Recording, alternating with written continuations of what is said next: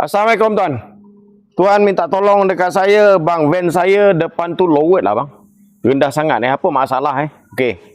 Normal untuk Nissan van ke lori pickup biasanya apa yang berlaku adalah spring, down spring ataupun leaf spring Okey. Jadi saya dah siapkan yang baru. Ni original APM.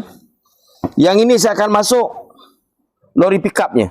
Tapi saya akan ganti siap sekali dengan dia punya mounting. Ni dia panggil mounting rubber mounting rubber ni biasanya kalau kita buka, kita keluarkan spring, dia punya skru ni akan loose. Satu. Yang kedua, benda ni kadang-kadang dia dah kemek. Jadi ini pun salah satu punca Dia duduk macam mana nanti? Dia duduk macam ni. Nanti pada dekat van dia akan duduk macam ni. Dia duduk kat bawah macam ni Ini lakaran dia Nanti saya akan turunkan spring, kita tengok yang lama. Okey? Nanti kita update lagi. Terima tu. Okey. Assalamualaikum tuan. Okey tuan. Ini spring tuan yang lama Spring ni yang pertama saya tahu dah lunyai. Yang kedua dia dah patah yang kat atas. Satu lagi ini dia panggil, gila ni saya tahu ni. Ini dia panggil spring mounting.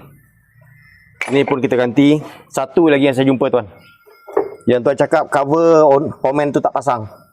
Saya akan pasang balik ni. Ni ni. Boost absorber bawah dah pecah. Boost boleh pakai, kita tukar saja boost. Absorber pakai balik. Ni apa ambush. Apa ambush tengok Patutnya dia tak bergerak ni. Boost dia ni dah pecah juga. Ini apa ambush.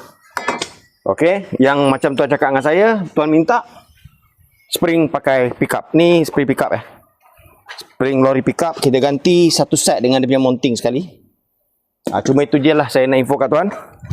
Apa yang saya jumpa Kiri dan kanan sama ni. Ni pun sama. Dia berbunyi ni. Ni pun sama, absorber pun sama. Okey. Tuan tengok tu dah goyang. Nanti dia berbunyi, kalau kita tak ganti ni dia berbunyi. Okey tu. Terima tuan.